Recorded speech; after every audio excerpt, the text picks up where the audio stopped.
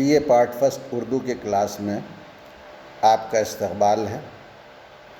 میں نے گزشتہ لیکچر میں آپ سے رباعی کے موضوع پر گفتگو کی تھی۔ آج قطع کی صنف پر آپ سے گفتگو کرنی ہے۔ دیگر اصناف کی طرح قطع بھی اردو شاعری کی ایک نہایت کارآمد اور اہم صنف سخن ہے، شاعری کی قسم ہے۔ اس صنف میں اصل میں مسلسل مضمون کو چند اشعار میں بغیر مطلع کے نظم کیا جاتا ہے۔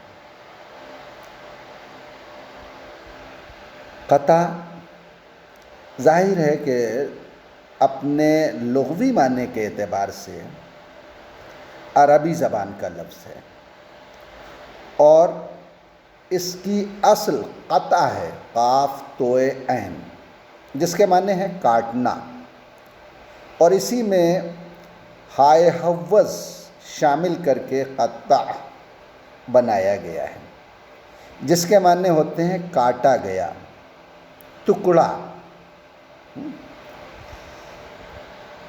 یہ ایک بہت دلچسپ پہلو ہے کہ عربی میں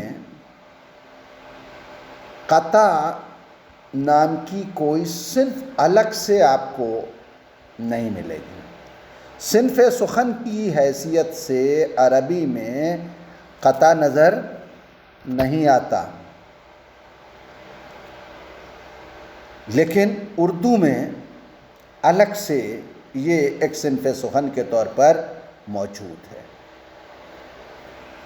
قطع کی جو تعریف ہے، اس کے متعلق ڈکشنری لکھنے والوں میں یا لغت لکھنے والوں میں کوئی بہت زیادہ اختلاف نہیں پایا جاتا۔ سب نے اس کے معنی کاٹا ہوا، ٹکڑا کیا ہوا، الگ کیا ہوا، یہ معنی لکھے ہیں۔ اسے قطع اس لیے کہا جاتا ہے کہ یہ قصیدے اور مرثیے سے کاٹ کے الگ کیا گیا۔ عروضی ترکیب کے اعتبار سے عربی میں یہ صنف جسے ہم قطع کہہ رہے ہیں، یہ صنف شاعری قصیدے کے ذیل میں آتی تھی، اسی لیے اس میں ہمیشہ مطلع نظر انداز ہوتا تھا اور اشعار کی تعداد 2 سے کم نہیں ہوتی تھی۔ آپ اکثر مثنوی میں، قصیدے میں، غزل میں جب آپ پڑھیے گا تو یہ دیکھیے گا کہ اشعار کے درمیان میں یا اشعار کے اوپر ایک قاف بنا ہوتا ہے۔ یہ قاف اصل میں قطع بند کا مخفف ہے، اس کا مختصر لفظ ہے، مختصر لکھنا ہوتا ہے، اس لیے جو ہے وہ قاف لکھ دیتے ہیں، قطع بند۔ یعنی اب اس کے بعد جو کم سے کم 4 مصرے ہیں، ان کو ایک ساتھ پڑھیے گا تبھی ان کا مفہوم آپ کی سمجھ میں آئے گا۔ عموماً میں نے ابھی آپ کو عرض کیا کہ قطع میں اشعار کی تعداد 2 سے کم نہیں ہوتی، یعنی ایک شعر کا قطع نہیں ہو سکتا، قطع تو 2 ہی شعر پر مشتمل ہوگا، یعنی 4 مصروں سے کم کا قطع نہیں ہو سکتا۔ مولوی نجم الدین کے مطابق قطع کے اشعار کی تعداد 2 سے لے کر 17 تک ہو سکتی ہے، جبکہ آئینہ بلاغت میں مرزا محمد عسکری نے کم سے کم 2 شعر کا ہونا قطع کے لیے ضروری خیال کیا ہے۔ قطع میں آپ کو پوری آزادی ہے۔ رباعی کی طرح یہاں آپ کو کسی خاص بحر یا وزن کی پابندی نہیں کرنی ہوتی۔ قطع میں رباعی کی طرح یہ نہیں ہے کہ آپ مخصوص بحر میں 4 مصرے کہیں گے جبھی وہ قطع ہوگا، نہیں، کسی بھی بحر یا وزن میں آپ 4 مصرے مسلسل ایک موضوع پر کہتے ہیں تو وہ قطع ہو سکتا ہے۔ عروضی ماہرین نے، جو علم عروض کے ماہرین ہیں، ان سب نے یہ لکھا ہے کہ شاعری میں جتنے بھی اوزان استعمال ہوتے ہیں، جتنی بھی بحریں استعمال ہوتی ہیں، چھند استعمال ہوتے ہیں، ان میں قطع کہا جا سکتا ہے، اور اشعار کی تعداد 2 سے زیادہ ہو سکتی ہے۔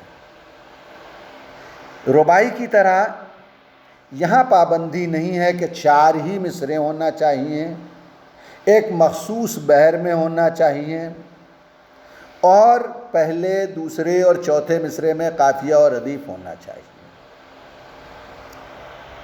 وہاں اشعار کی تعداد بحر کے ساتھ معین ہوتی ہے، اور اگر اشعار کی تعداد جو ہے وہ بحر کے ساتھ معین نہ ہو تو اسے رباعی نہیں کہا جاتا۔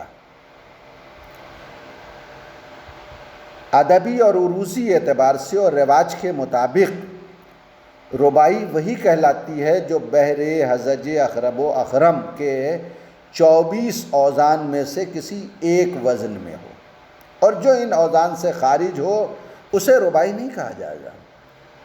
اب اسے کیا کہیں گے؟ ہم قطع کہہ سکتے ہیں اگر وہ مسلسل ایک موضوع پر کہی گئی ہو۔ کیوں؟ اس لیے کہ قطع کسی خاص وزن یا بحر سے مخصوص نہیں ہے۔ آپ کسی بھی بحر میں کسی بھی وزن پہ 4 مصرے اگر کہتے ہیں اور ان میں ایک مضمون بیان ہوتا ہے، ایک ٹاپک جو ہے وہ ڈسکس کرتے ہیں، تو وہ قطع ہے۔ قطع کسی بھی وزن و بحر میں کہا جا سکتا ہے۔ کم سے کم شعر کی تعداد معین ہے، جو میں نے آپ کو جو ہے وہ بتائی کہ 2 ہے۔ بس ایک شرط ہے، وہ یہ کہ قطع کے مصرع ثانی میں قافیے اور ردیف کا ہونا جو ہے وہ پایا جاتا ہے، یعنی دوسرے، چوتھے، چھٹے، 8ویں، 10ویں شعر میں، مصرے میں قافیے کا اور ردیف کا ہونا لازمی ہے، اور اگر صرف آپ نے 2 ہی شعر کہے ہیں تو دوسرے اور چوتھے مصرے میں قافیے کا پایا جانا لازمی ہے، یہ ضروری ہے۔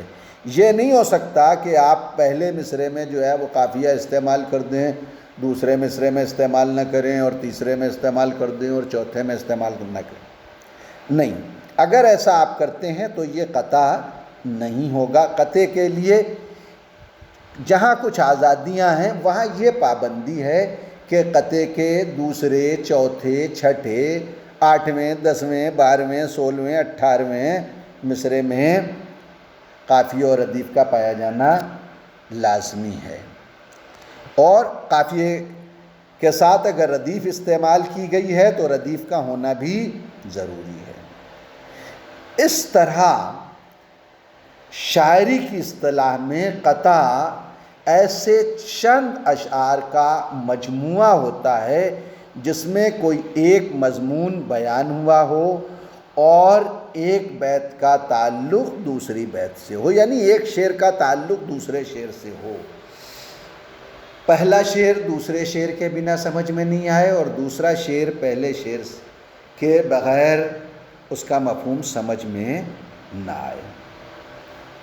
غزل اور قصیدے کے برخلاف قطع میں مطلع نہیں ہوتا۔ غزل میں، قصیدے میں، سلام میں، نوحے میں مطلع ہونا ضروری ہے، یعنی پہلے شعر کے دونوں مصروں میں ردیف اور قافیے کا پایا جانا ضروری ہے، جبکہ قطع کے پہلے شعر کے دونوں مصروں میں قافیے اور ردیف کا پایا جانا ضروری نہیں ہے، حالانکہ اکثر و بیشتر شعراء کرام نے مطلع کے ساتھ بھی قطع لکھے ہیں، لیکن قطع میں مطلع کا پایا جانا ضروری نہیں ہے۔ عروضی اساتذہ نے آپ کو اس کی چھوٹ دی ہے۔ مثال کے طور پر سودا کا یہ قطع ملاحظہ کیجیے: سودا قمار عشق میں شیریں سے کوہکن، بازی اگرچہ پا نہ سکا سر تو کھو سکا، کس منہ سے اپنے آپ کو کہتا ہے عشق باز، خانہ خراب تجھ سے تو یہ بھی نہ ہو سکا۔ اب دیکھیے، پہلے مصرعے میں قافیہ استعمال نہیں ہوا، نہ ردیف استعمال ہوئی، نہ تیسرے مصرعے میں جو ہے وہ قافیہ اور ردیف استعمال ہوئی۔ دوسرے مصرعے میں کھو اور چوتھے مصرعے میں ہو یہ استعمال ہوا ہے۔ یہ دونوں قافیے ہیں۔ قافیہ ہم آواز الفاظ کے مجموعے کو جو ہے وہ کہا جاتا ہے، تو کھو اور ہو یہ دونوں جو ہے وہ ایک جیسی آواز دیتے ہیں، یہ قافیے ہیں۔ سکا یہ ردیف ہیں۔ قافیے کے پیچھے، ردیف کے معنی ہوتے ہیں پیچھے آنے والا، اس کو ردیف اس لیے کہتے ہیں کہ یہ قافیے کے پیچھے پیچھے چلتی ہے، اسی لیے اس کو ردیف کہا جاتا ہے۔ اور یہ ایز اٹ از ہر دوسرے، چوتھے، چھٹے، آٹھویں مصرعے میں دہرائی جاتی ہے۔ اس میں تبدیلی قافیے کی طرح نہیں ہوتی، یہ قافیے کے بعد آتی ہے، پیچھے چلتی ہے، اسی لیے جو ہے وہ اس کو ردیف کہا جاتا ہے۔ تو دوسرے مصرعے میں بھی سکا استعمال ہوا ہے، ردیف ہے، اور چوتھے مصرعے میں بھی سکا استعمال ہے، یہ ردیف ہے۔ فن کے اعتبار سے قطع کی قسمیں ملتی ہیں۔ عموماً 4 قسمیں ادب کے ماہرین نے قطع کی بیان کی ہیں۔ پہلی قسم وہ ہے جو غزل اور قصیدے میں قطع بند اشعار کی صورت میں دکھائی دیتی ہے۔ دوسری قسم قطع کی وہ ہے جو مستقل قطع کی شکل میں موجود ہے، جیسے میں نے ابھی آپ کو سودا کا قطع سنایا۔ تیسری قسم وہ ہے جس میں صرف 2 ہی شعر پائے جاتے ہیں۔ چوتھی قسم وہ ہے جو نظم کے طور پر ملتی ہے۔ اس کے علاوہ عہد قدیم سے آج تک قطعات کو وقتی اور رسمی طور پر بھی نظم کیا جاتا رہا ہے،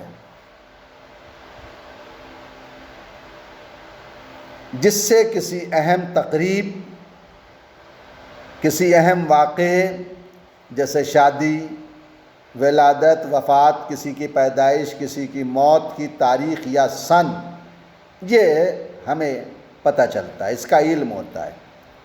آخری مصرعے یا 2 مصروں کے حروف کے اعداد کو جوڑ کر برآمد کی جاتی ہے، یہ بھی قطع کی ایک قسم ہے اور اسے قطع تاریخ کہتے ہیں۔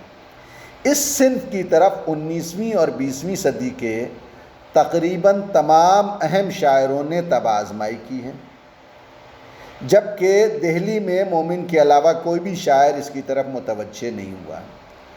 اسے اردو شاعری میں، یعنی قطع تاریخ کو اردو شاعری میں عام کرنے اور مقبولیت بخشنے کا سہرا اور کریڈٹ ناسخ شیخ امام بخش ناسخ اور ذکی مراد آبادی کے سر ہے۔ ناسخ اور شاگردان ناسخ نے اس قدر کثرت سے قطعات تاریخ کہے ہیں کہ ان کے بعد کے دور میں اہم شعراء نے، ہر شاعر نے قطع تاریخ کہنا اپنے لیے ضروری خیال کیا۔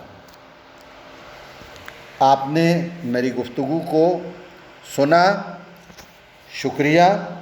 ہم پھر ملیں گے کسی دوسرے موضوع کے ساتھ اگلے لیکچر میں. تب تک کے لیے خدا حافظ.